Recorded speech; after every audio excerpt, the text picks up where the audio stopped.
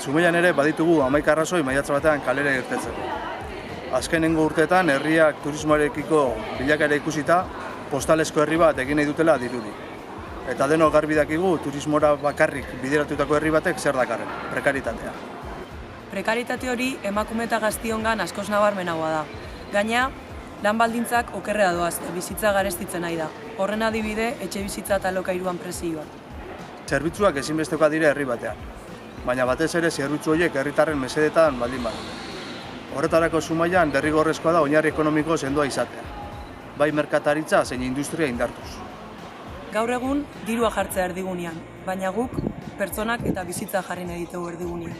Hortako ez da errezeta magikoik, baina eskuartean dazkan proiektutan zumaiar guztiontzat bizitza duinak bermatzea dakau helburu.